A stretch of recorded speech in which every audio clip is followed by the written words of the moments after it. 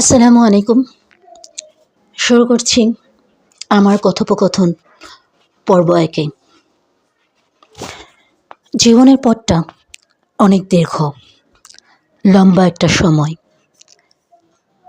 সেখানে সুখের ছায়া থাকবে, সেখানে দুঃখের বিলাপ থাকবে, ঝড় থাকবে, জলোচ্ছ্বাস থাকবে, প্রশান্তি থাকবে, আবার অশান্তির তীব্র দহনও হবে। জোয়ার ভাটার এই জীবন ক্ষণে হাসবে, ক্ষণে কাঁদবে। তাই বলি কি জীবন থেমে থাকবে? মোটেও না। জীবন চলে তার গতিতে। সময়ের স্রোত কখনো যেমন কারো জন্য অপেক্ষা করে না, জীবনও তেমনভাবে থেমে থাকে না।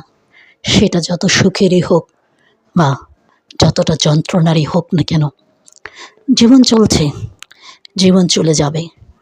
সময়ের সাথে তোমাকে খাপ খাওয়াতে হবে।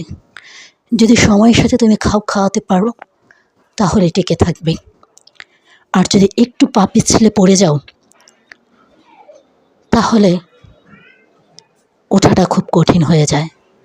আমি বলবো না তুমি উঠতে পারবে না, আর পারবে, তবে সেটা হবে খুব কষ্টের, খুব যন্ত্রণার, খুব একাকিত্বের। তাই সময়কে সঠিকভাবে বিচার বিবেচনা করা আমাদের খুব দরকার।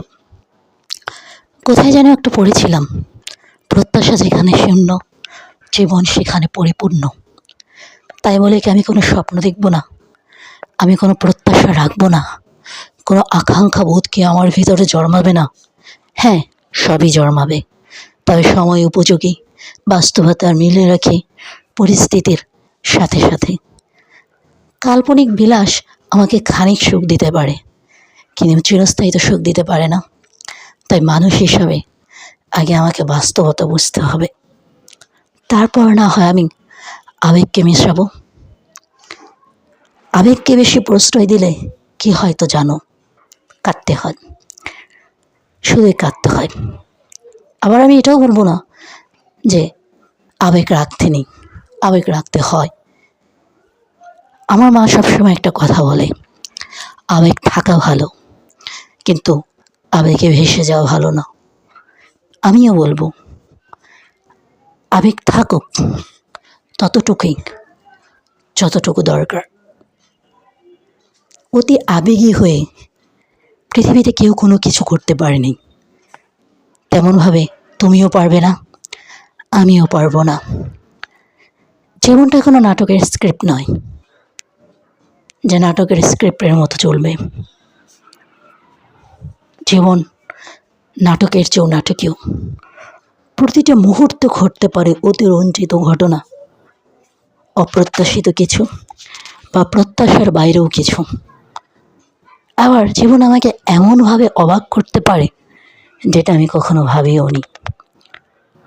তাই জীবনকে একটু সময় দাও, জীবনকে নিয়ে একটু ভাবো, জীবনকে ভালোবাসো। তুমি যদি জীবনকে ভালোবাসতে পারো, জীবনও তোমাকে দ্বিগুণ ভালোবেসে ফিরিয়ে দিবে অনেক কিছু।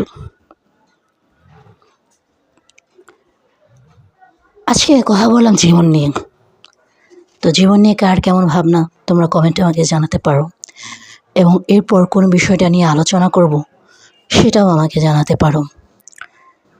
ছোট একটা আড্ডা হয়ে গেল। যদি ভালো লেগে থাকে প্লিজ লাইক করে দিও, কমেন্ট করে দিও, শেয়ার করে দিও এবং সাবস্ক্রাইব করে দিও। দেখা হবে মোমেন্টস উইথ তানজিবে আমার কথোপকথন পর্বে 2-তে। ধন্যবাদ।